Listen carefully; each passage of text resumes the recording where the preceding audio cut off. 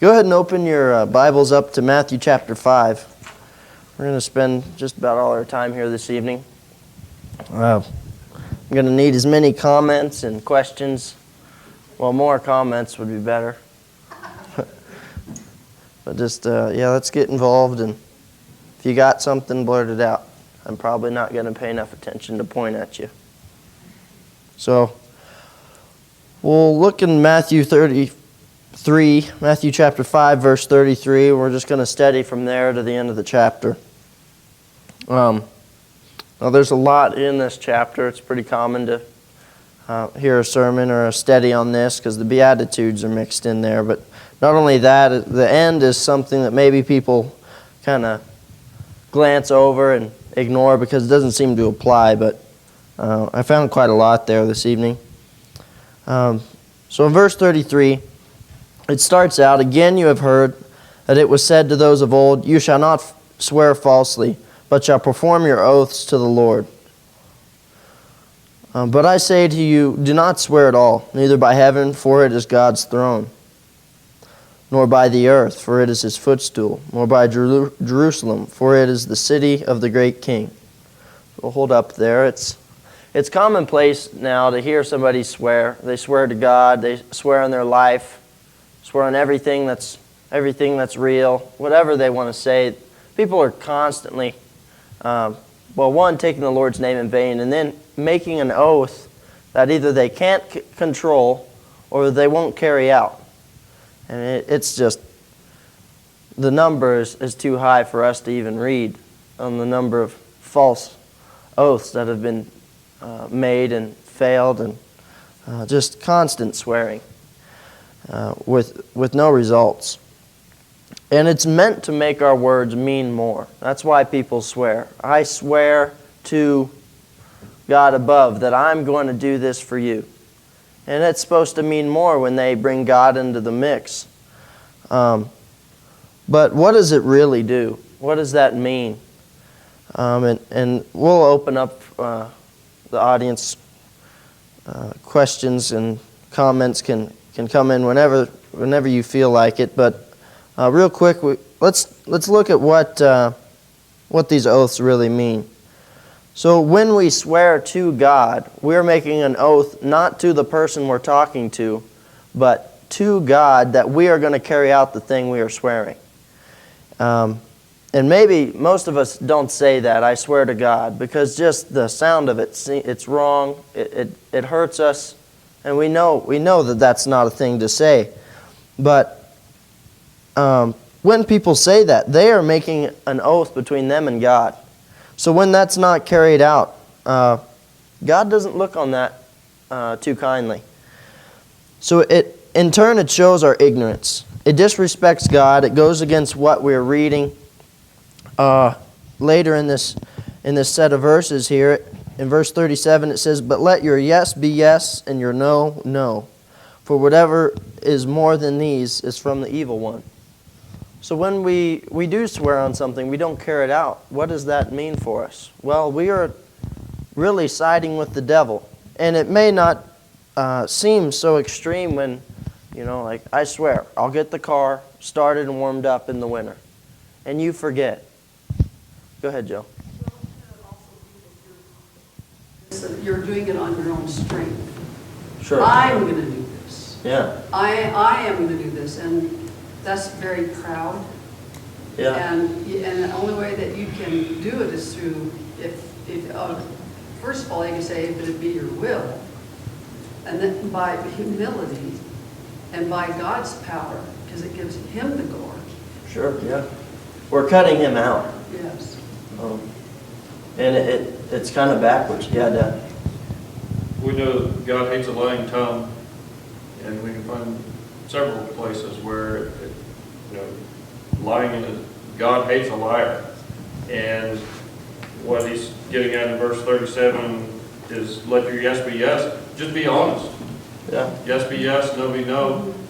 If we're honest, if we're not a liar, then we don't need to add extra words to make ourselves appear honest. Right. To someone. Just be honest.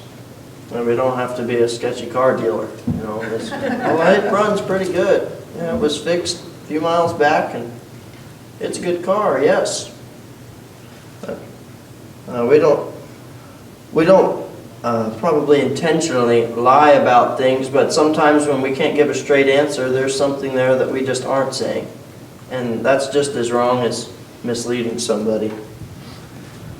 Verse 36, we skipped over. It said, "Nor shall you swear by your head, because you cannot make one hair white or black." Kind of what Jill said there. We're not capable to keep up the promises that we make most of the time, because it's not in our control. So be careful what you swear. And know it, there's more to it than just the word. We'll continue on to the second section here. Right? Yeah, go ahead. You know, so much of that came from the religious leaders at that time. Being so intent on denying Christ and maintaining the old system. They would swear on the temple, they would swear on the articles of worship, everything. Anything of value in their eyes, which meant really anything made with man's hands, swear on the writings of Rabbi so-and-so from 1,500 years before, anything to Jill touched on it perfectly, you know, to take authority away from God. Yeah. You know, we're really in control here. We can make this as we want it to be. Yeah. And yeah, it's not only ignorant, but it's selfish. You know, you're unwise to swear in that way, but you are cutting the most important part out of the oath.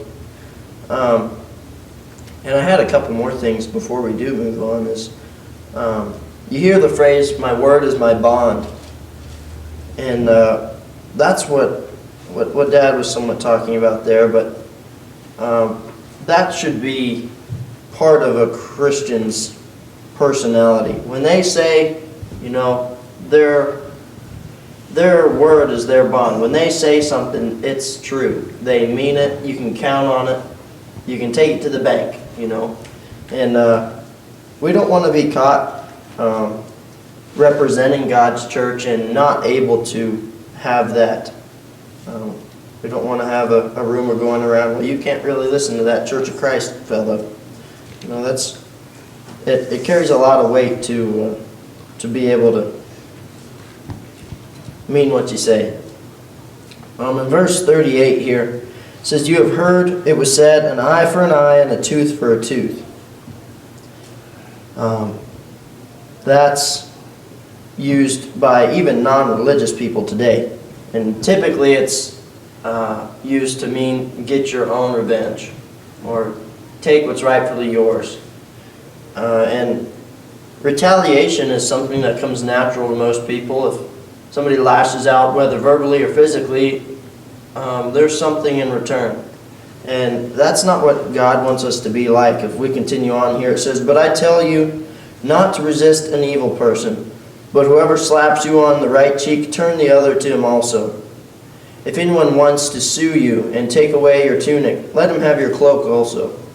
And whoever compels you to go 1 mile, go with him 2. Give to him who asks you, and from him who wants to borrow from you, do not turn away." And this is kind of tough. It sounds like God wants us to, you know, get the short end of a stick on most deals. Why would I help out somebody who's just wanting something from me? This greedy so-and-so is asking for something and they don't plan on giving me anything back. Or, I mean, if you want to go as low as a beggar, somebody on the corner, they want your money. And, well, they're probably going to go buy some drugs. Well, then I'm not giving them my money. I don't want them to go buy more drugs.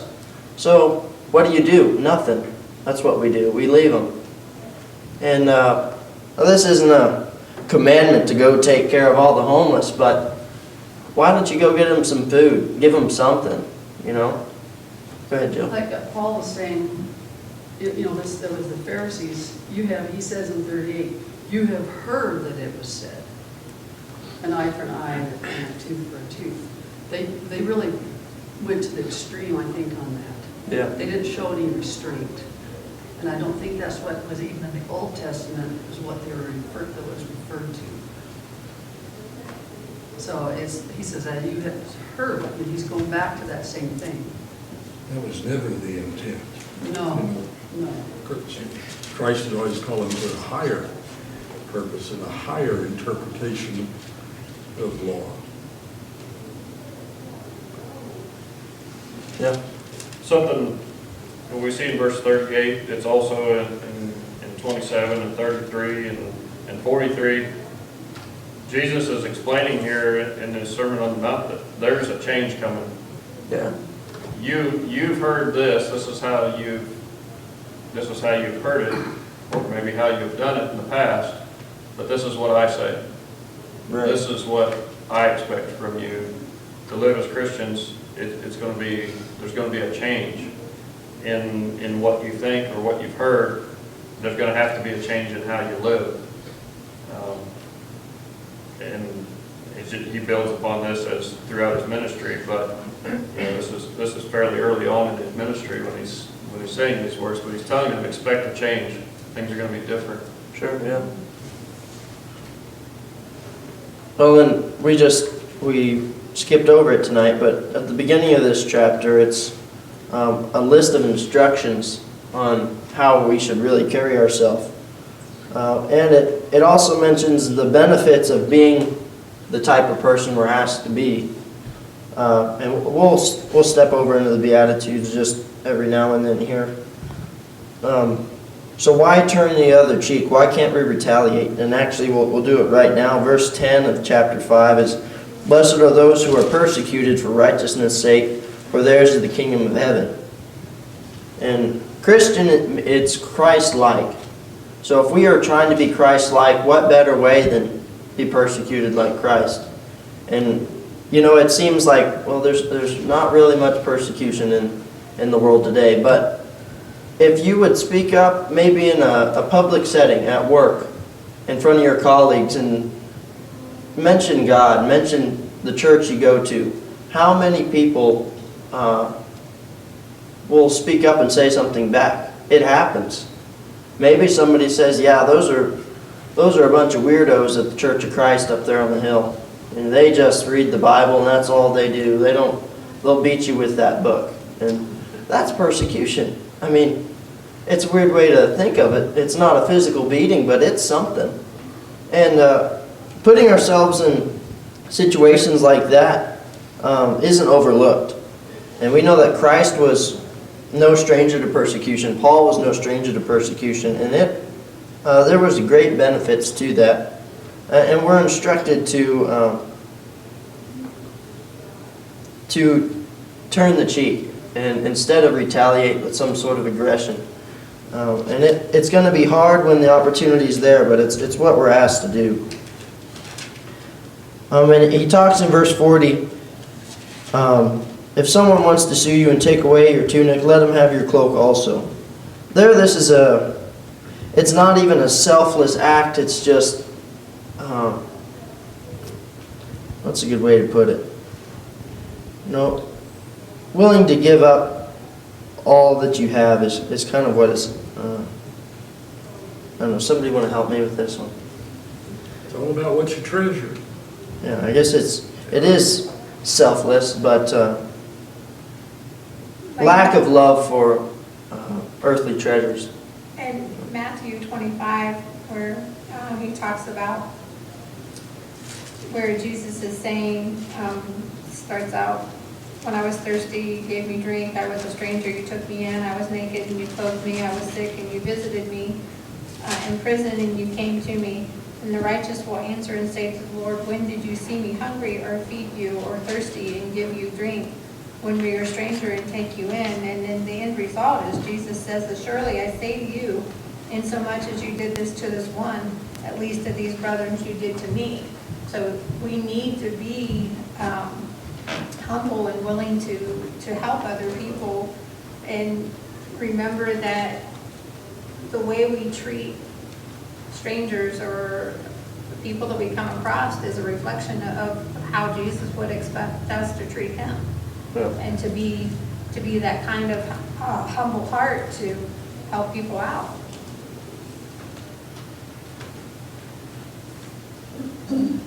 And that's,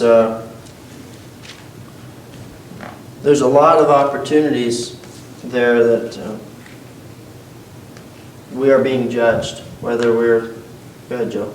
Well, if you go back, I was talking about the eye for an eye and tooth for a tooth, but it was stating back then it was to not do more than what you were owed. It wasn't saying literally take the eye out or take the members. Don't do more than what was required of what you lost.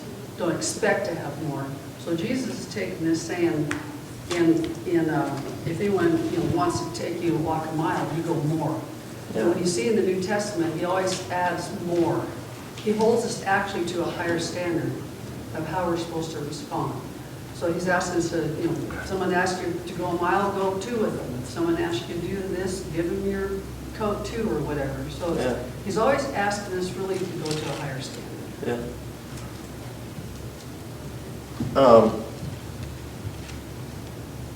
There was something you said there at the beginning. Oh, the eye for an eye. It's typically just used as a get even, get back what was taken. And like you said, now it's don't even get even. I mean, do what they need even if they've wronged you. I mean, forget about yourself and all these situations and take care of the sinner. And that's what Christ did. I mean, it's what Stephen, I mean, he was being killed.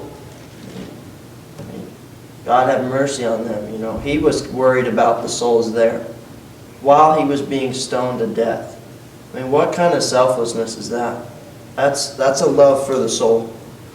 And we'll touch on that later as well.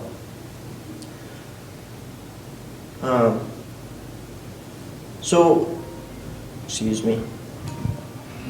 Our examples have been nothing but a selfless God and selfless apostles, except when we get closer to God, to Christ's death. Then we see some tests. We see Peter deny Christ. We saw Judas betray Christ. And why was that? There was a pretty low expectation for what they needed to do. Stay up and pray with me. Just follow me. Spread my gospel. And he had one betray him. One of his considered more devout apostles deny him. And what's the pressure against Peter? I'm not with that guy they're killing. I'm doing my own thing. I don't want to be part of this crucifixion. Go ahead. I think, myself, Peter was the one that had the sword and cut the ear off. Yeah. And he said, Mary, I will die for you. And Peter, his personality, he was a bruiser. I mean, I think he really intended that that's what he meant it. Yeah. And then Jesus rebuked him in front of all the soldiers and everything else. So I think Peter got mad. And he said, okay, then you're on your own. So when he was approached, well, weren't you with him? No. We'll see how he gets out of this one. Yeah. And then they got asked again, and he got even madder. Yeah. And then he even got madder. And I've done that. Sure. Well, he felt like he'd been rebuked for doing what was right to him. Yeah. And I guess maybe that's how he took it out on Christ. I'm just not going to be there for you. Yeah, see how you get out of here, buddy. Yeah. Man left to his own wisdom always ends up in trouble. Yeah. And this lesson would have been great for him. Go the extra mile. When things are uncomfortable, keep going. And it's hard. When these opportunities come up, and they may be few and far between, to go the extra mile with maybe somewhat of a grubber, somebody who's just there to take. It's hard to be the nice guy that goes farther than you feel like you should. Yeah. Well, anger will take you places you don't want to go. We know from James 1:20, something like that. It said that the anger of man does not bring about the righteousness of God. Anger, you cannot have both of those feelings going and expect to do the right thing. So when anger overtakes you, you don't see straight. You Yeah. don't think straight. And I think like what Jesus is trying to get across to them is to lay that aside so that you can think straight. He warned Peter, Satan is out to sift you like wheat. And what happened to Cain? God told him, your anger is going to get you. Yeah. And all you have to do is do what's right. He gave him a chance, and it happens over and over again. Sometimes we get so angry we're blinded by it, and then we've done the thing, and you can't take it back. And But anger is one of those things that it is a natural emotion that is there. Our job is to work on self-control. yeah. It's all good stuff. So he was betrayed, he was denied, and eventually he was persecuted and killed. And one of the worst ways the Romans could really come up with in that time. They've got some things that are really close to the bar there. But let's go ahead and look over in Luke 23, verse 34. You don't have to turn there if you don't want. It's just a quick passage here. Luke 23 and 34 says, Then Jesus said, Father, forgive them, for they do not know what they do.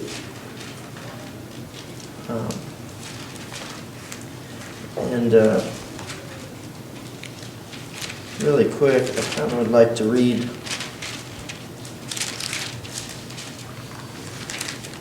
if I can get there.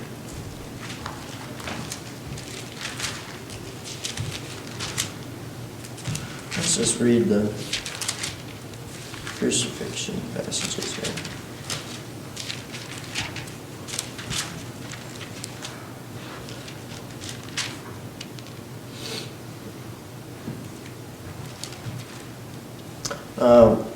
Chapter 26 of verse 42. We read this, I believe it was last Sunday. Again, a second time, he went away and prayed, saying, O my Father, if this cup cannot pass away from me, unless I drink it, your will be done. Christ didn't want to have to suffer this death. He was selfless again, and he knew what was going to happen. He's got all the knowledge he needs to know how this death is going to go and how it's going to feel. And he's getting uneasy about it. It's hard to be a man and just accept this death. I'm struggling here.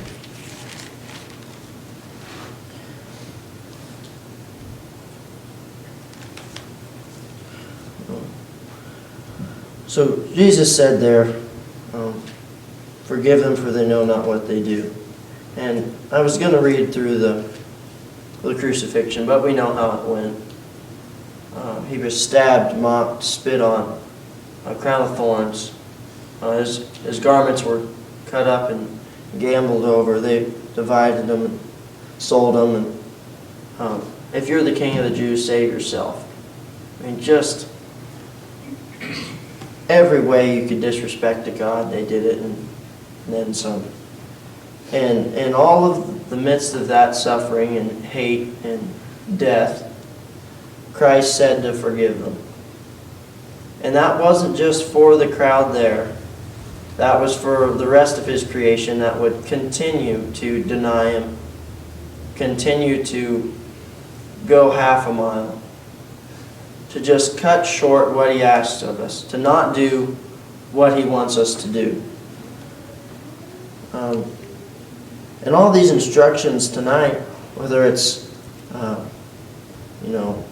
not swearing on something we can't carry out, not taking the Lord's name in vain, not letting our anger get the best of us. That's part of what Christ died for. And turning the other cheek being forgiving, going the second mile will make us Christ-like.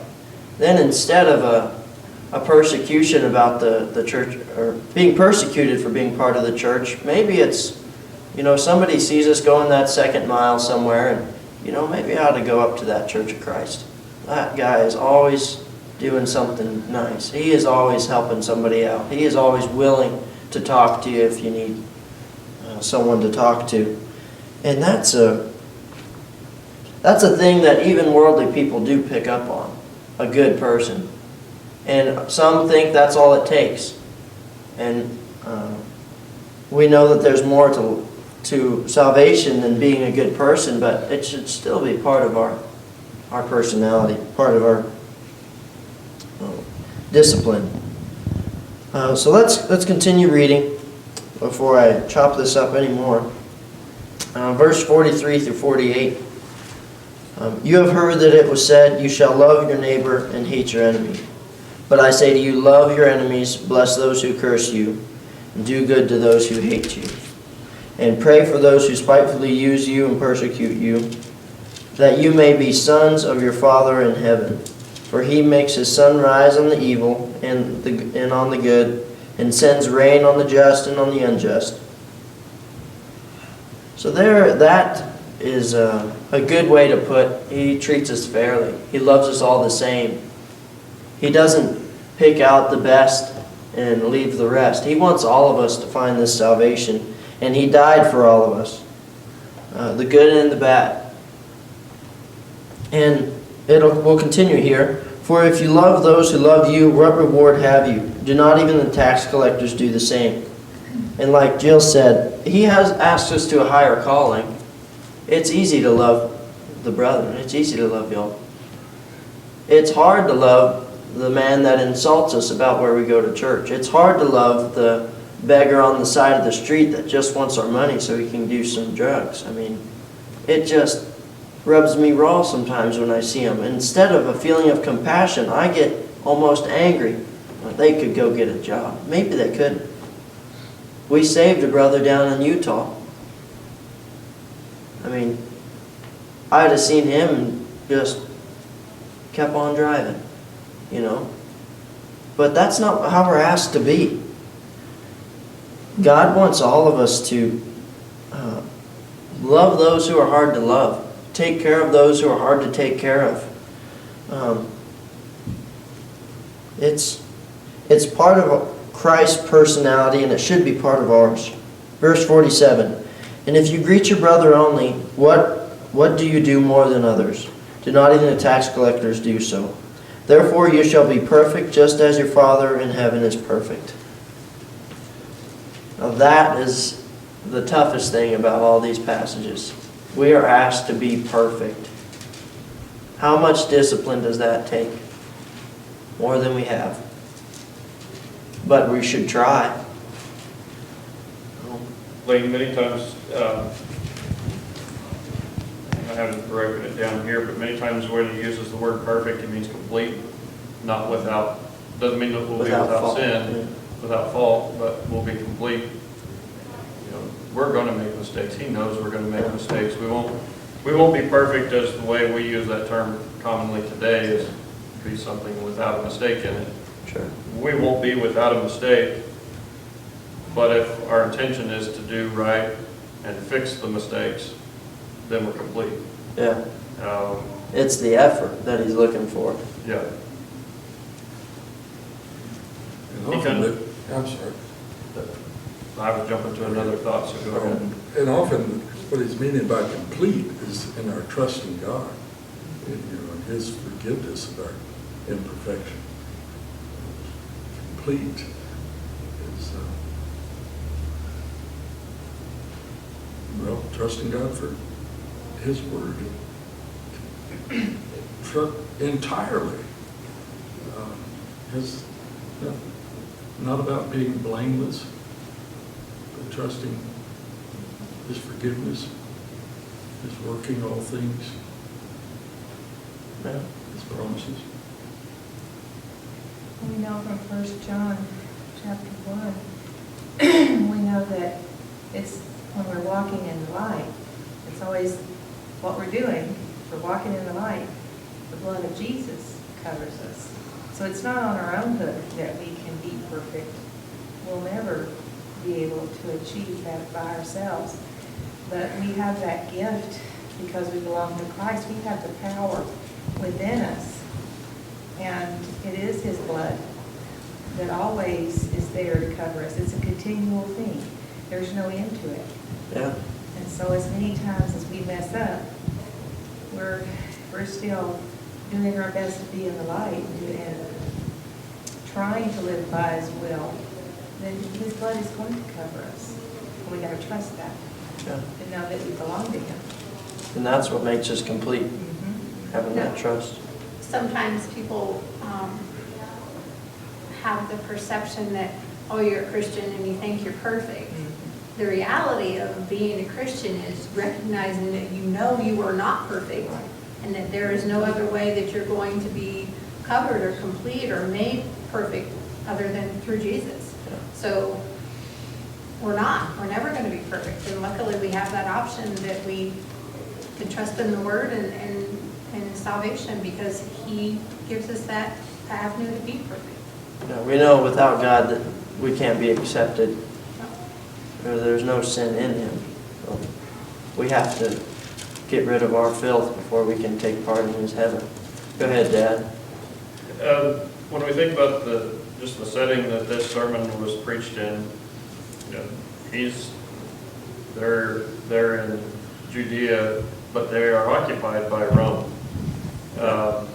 They've got a lot of enemies around them. Oh, yeah. And he starts out by listing all the things that will be rewarded in His kingdom. And they're the meek, the lowly. And they're looking for this king of the Jews to come in and overthrow the Romans. Yeah. That's what they're Knight in looking shining many- armor for them. Yeah, many of them are looking for a physical king to come in and redeem them from this oppression. And he comes in and starts saying things about how the meek will inherit the earth, and the lowly and the merciful, and those are the things that he praises. And then he goes on here towards the end of this chapter 5 and tells you to love your enemies. Well, for them, that's these Romans. It's not just them. I mean, for them, it was the Samaritans, the Gentiles, anybody who wasn't a Jew.